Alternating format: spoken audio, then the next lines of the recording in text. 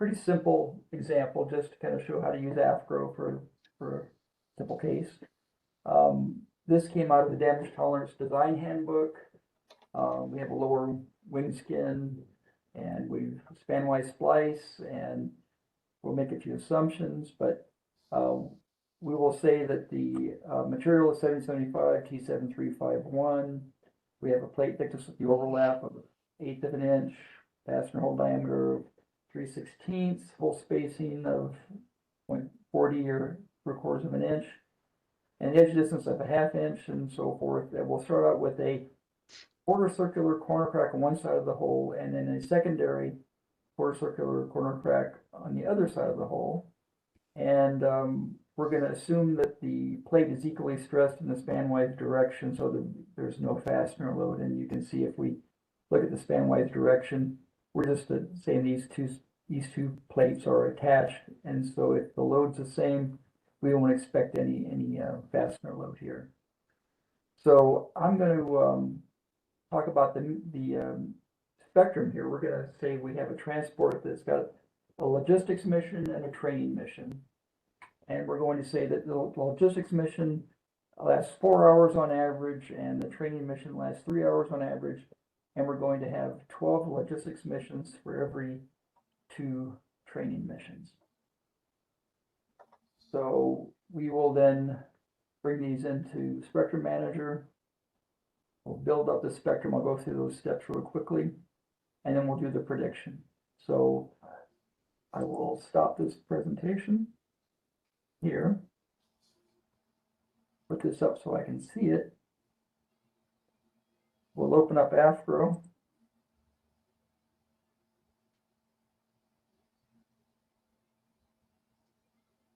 All right.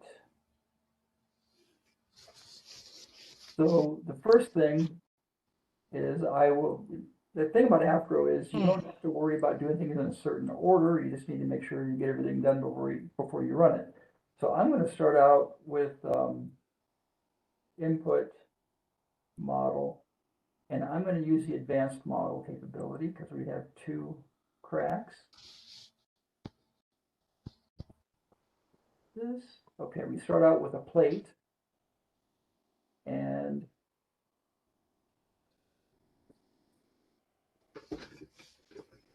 go to my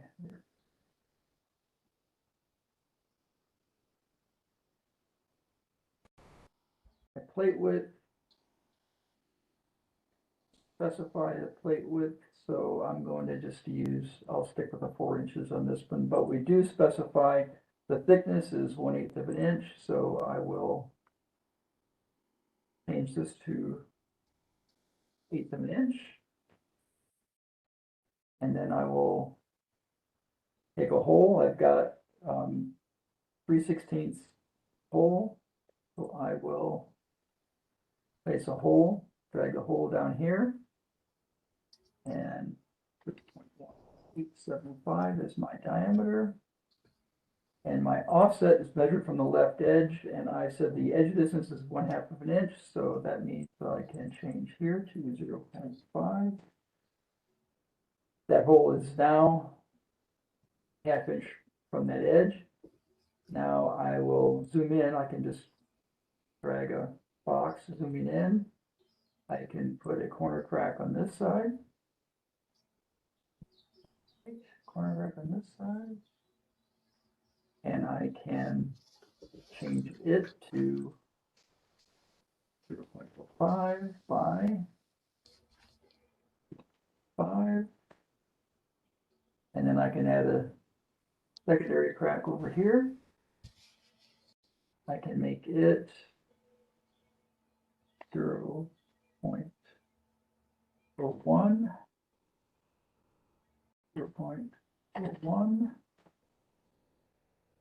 All right, now I will turn the zoom off for just a second. Now, if I wanted to, and I will, I'll go ahead just for the purposes of doing this, I could put a hole there, 0.1875. Now the offset is going to be measured from the left edge, so I have 1/2 inch from the edge to the center of this hole, and then let's say I have another 1/2 inch, so that's going to be 1 inch offset. I could continue to do that. I can't add any more cracks, but I could add another hole, whatever, to affect the crack growth here. But I'll just zoom in on this situation right here. And we also want to mention that when we have docked a crack to a hole, I don't know if you can see it on the screen, but it's slightly pink. That indicates that we have a crack that is docked to the hole. And it's not easy to see that secondary crack. It may be a little bit easier there to see it. There, that makes it a little bit easier to see. All right, so we've got our geometry set. So now I wanted to set our material. So I can go into our table lookup. I can either go to input material, or I can go to the icon. I can select table lookup, and I can open the material database. I'm looking for 7075, and I believe it's 775 T7351, so 775 T7351 right there, LT. Okay, I can look here at the table. I have 4 different stress ratios, 27 rate values. I will say okay. And now I can look at my crack growth rate model. I can freeze a curve. I could say 0.5. That's the curve for 0.5. So everything you see visually. So I have my material data. Now I need to do now I need to have my spectrum. So I will open up Spectrum Manager.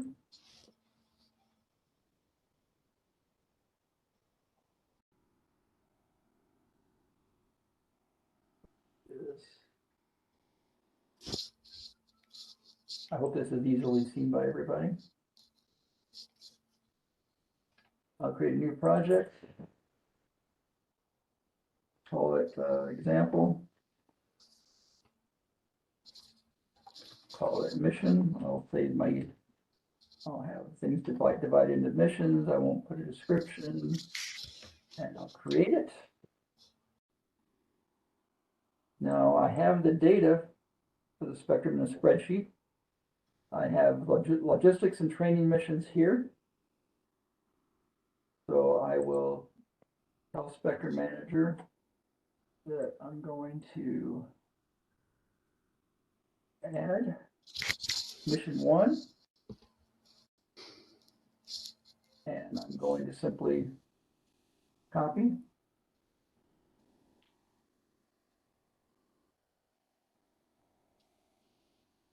It's mission 1. Oops. That. And another mission 2. Over here, I will copy.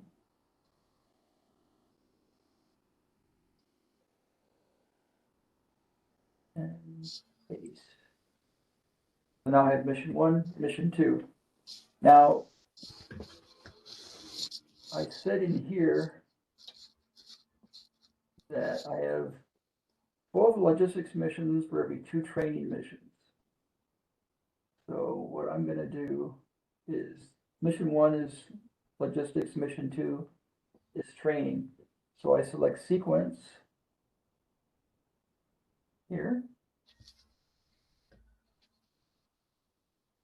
I'm going to randomize.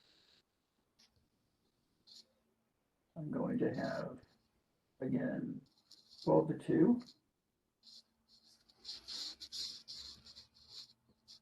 12, 2. And now I have spectrum. So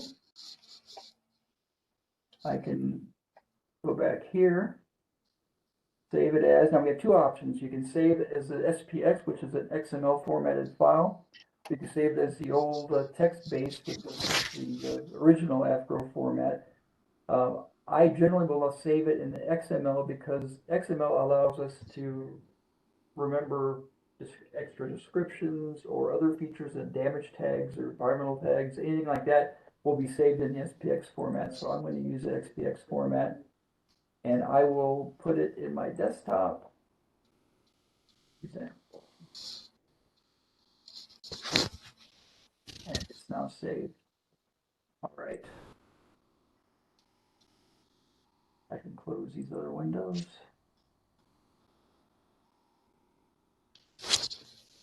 Go back here. Now that I've saved it, I can go to Spectrum right here. I can open it. Desktop example. I can view it.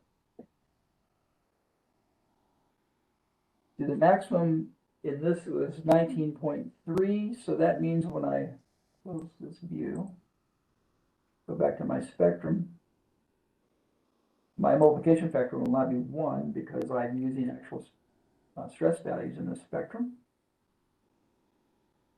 And I can switch to my crack length versus cycles view. And I can overlay and I can run it.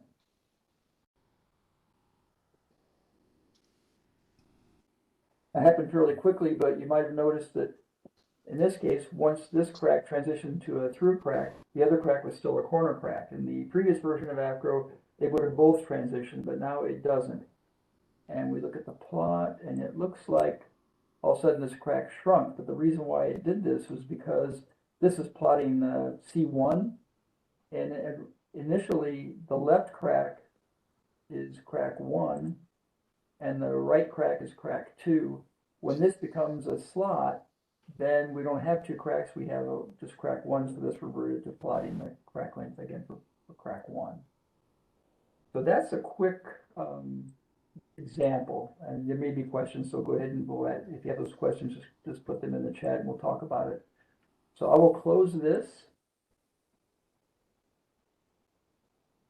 Go back to the presentation.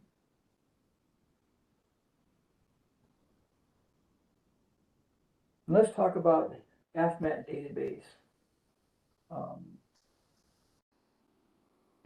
So what I'm gonna do is I'm gonna open up the AFMAT database to show you.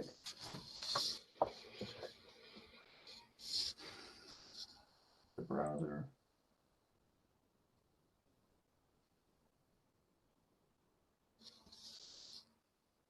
Log into AFGROW.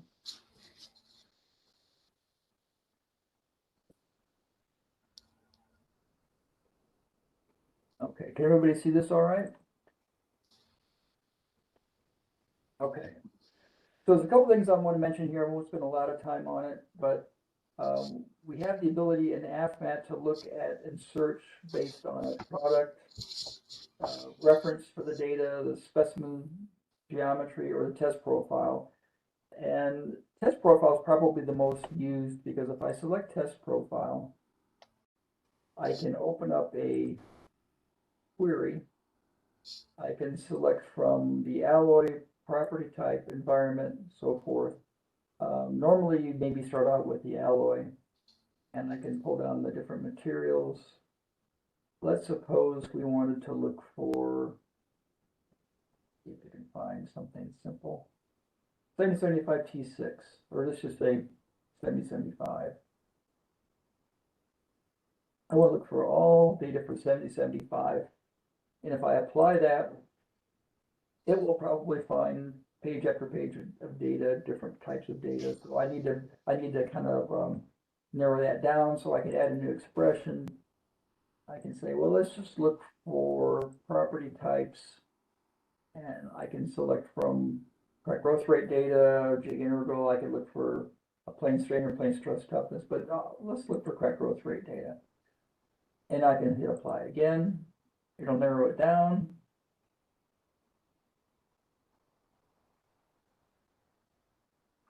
There we go. So now it's just showing crack growth rate data, but there's still a lot. We have different orientations, different specimen thicknesses, and so forth. Well, we can keep narrowing that down and narrowing that down.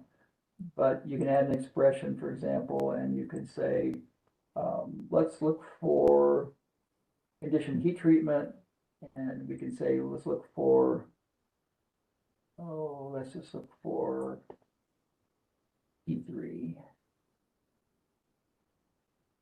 and apply it. No, that was not a good choice. Let's go to T6. There we go. So we have lots of T6. So we can narrow down any one of these categories we wanted to. We could look at environment or whatever here we wanted to look for. But once we decided what we wanted to see, we could select on the data set, and it will open that up. Now you'll see there's a general tab, a specimen tab, a reference tab, product, test, and data and plot. So on the general tab, it will tell you what the data source is. It will give you information what the test temperature was, what the ultimate strength is, what the heat treatment. Not each entry may not have all of these filled, but wherever the data are available, it's going to be given. Use the date. I can look at specimen, the center crack panel. Here's the reference where it came from, this report, dated, and I can look at the product. It's a sheet, 0.2 thick. Here's the test and data. It gives you more information. There's the actual data itself. And if I want to look at the plot, there's the plot of the data. I could use the option here, comma separated variable, to download this directly into Excel on my computer. So that's how you would do that, or you could download it as a PDF, or you could download it as a Word document, but it's all available to you. So that's a quick rundown on that. But what I really wanted to spend a little time with is this crack growth rate data, this tabular lookup. So if you select the tabular lookup, you can look for all the material that we've already curve fit out of the database. So all the raw data that we use to do the fits are here. I mean, the fits are here, and the raw data is in AFMAT. So I could pick any of the materials. I have steels, I have aluminums, copper alloys, only one right now. We have nickel-based super alloys, stainless steel, and titanium. So I can pick any of these. I can pick aluminum, for example. That's the easy one. We can look at, let's look at 2000 series. I can look at 2024. Now we see we have 2024 T3 lab air, 2024 T3 511 lab air, and so forth. I can say look at 2024 T3 TL. I think what I'll do is I'll look at 2024 T351 quickly. Now what you'll see here is res IDs for all the raw data that were used to make the fit. So if I look at the fit itself in the plot, you can see the raw data that were used, and the lines are the fits for the raw data. So you can actually go through and clean up the plot or whatever you want to remove anything from the plot to see it. But better yet, let's say I want to look at, I have data for article 0, 0.01, 05, 0.1. I can, there's several pages here. I've got 0.3, 0.4, 0.5. So again, all the raw data. So I'll go back to page 2 here real quick. And let's just say somebody says, well, what's the reference for your fit? So I can take any one of these raw data that I have. I can select it here, this one. It'll go back into AFMAT. It'll open up that data set, and then you can look at the reference. That one's not the best one, but some of them have, you can see this is NASA data. I could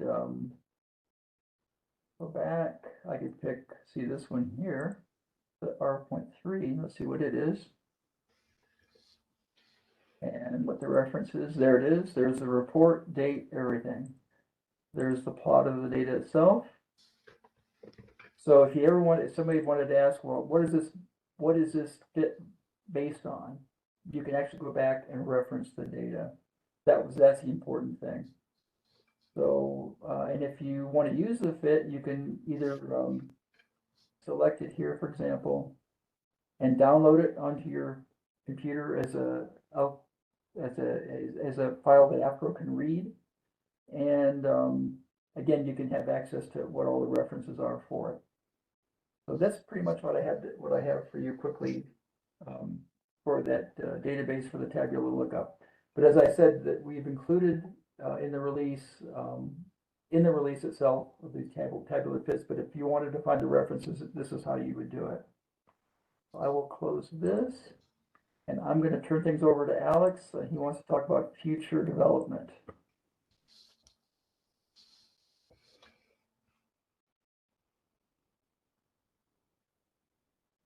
Slides.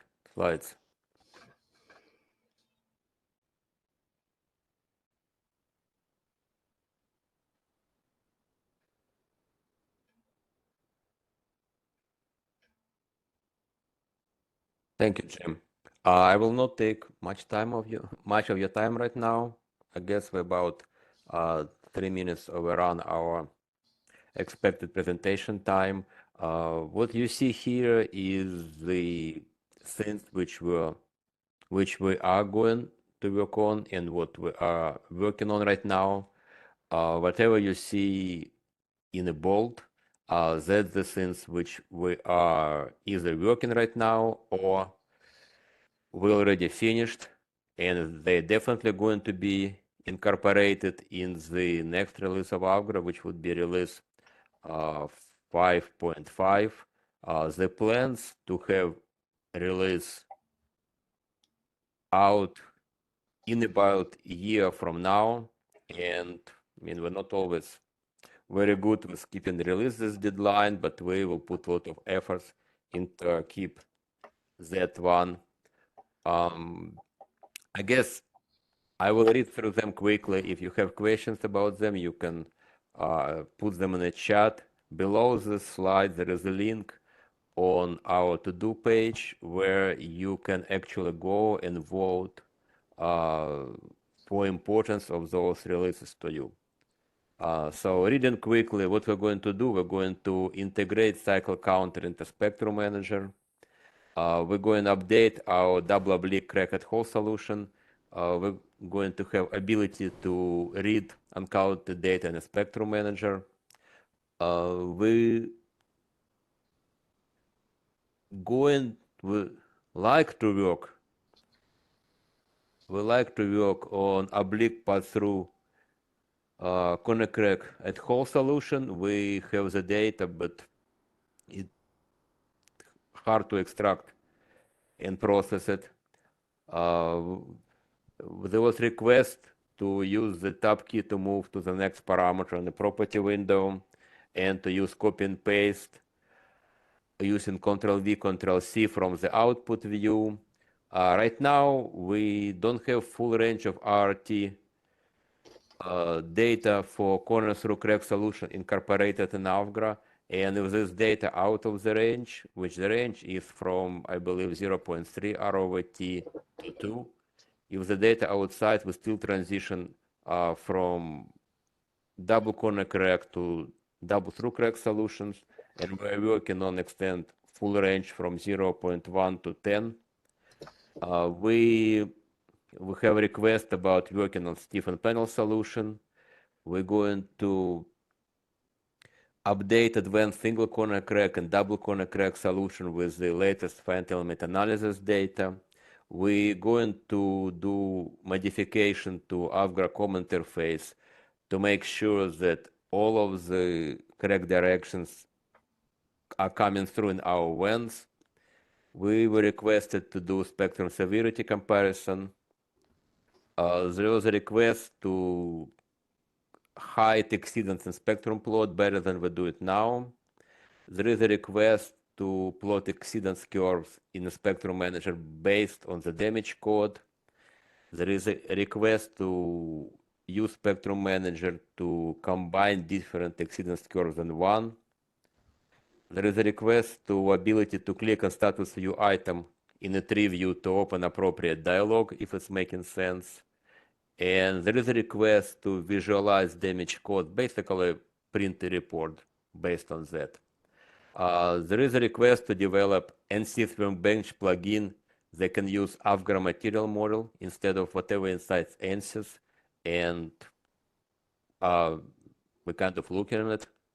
There is option to save properties in separate file, ability to use beta correction with weight function, incorporate effective width in the bearing beta calculation, make changes to allow use spectrum with 3 load channels, ability to use millimeters in the model geometry model input, have some way to highlight like position of objects during docking process, access to retardation data via common interface, ability to call AFGROW case solutions from plugin and use them in plugin, incorporate a new first run retardation model, updated first run retardation model in AFGROW, fix our JavaScript engine, have wait function for corner cracks at hole, fix plot file issue for advanced model, develop post-processing application to analyze results of prediction better, have a specific off-centered embedded crack solution, have special correction for small crack growth rate, create AFGROW API, which could be used to multiple operation systems, option to build spectrum from the smaller blocks than subspectra, and improve our countersunk corner crack solutions at hole. Right now, we don't have bearing solution for countersunk, so have that, and have ability to have offset double corner crack solution. So that's all our future development, and I think we are about a time where we can start answering questions.